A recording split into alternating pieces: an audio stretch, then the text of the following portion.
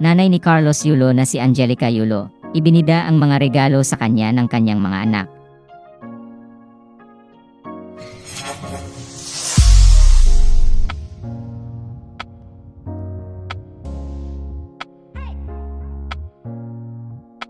Kamakailan ay ibinida ng ina ni Carlos Yulo na si Angelica Yulo sa social media ang mga regalo na ibinigay sa kanya ng kanyang mga anak na sina Eliza at Carl Eldrew.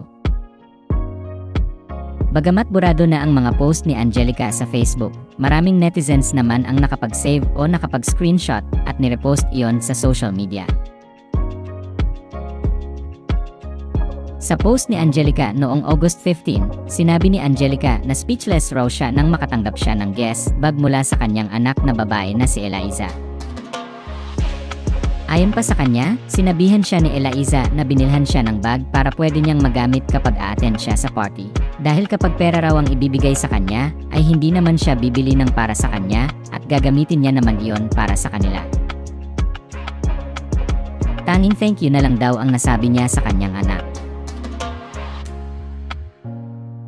Sa post naman ni Angelica noong August 17, sinabi ni Angelica na tila hindi nagpakabog ang anak niyang lalaki na si Carl dahil binilhan siya ng isang pares ng sapatos. Ayon sa kanya, sinabihan siya ni Carl na 13K ang budget niya para sa kanya. Sagot ni Angelica kay Carl, "Okay na to na. Tabi mo na yung ibang money mo. Alam ko kulang pa yan sa'yo kasi akala mo anak ka ni Henry C. sa lakas mong gumastos." Sa dulong bahagi ng kanyang post ay pinasalamatan niya si Carl sa sapatos na natanggap niya.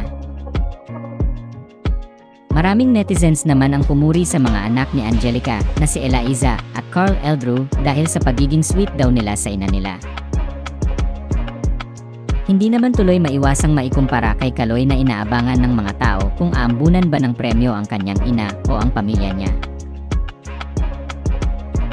Samantala, sa isa pang post ni Angelica sa Facebook, ay may pinasalamatan pa siya matapos siyang bigyan ng 2 pares ng sapatos.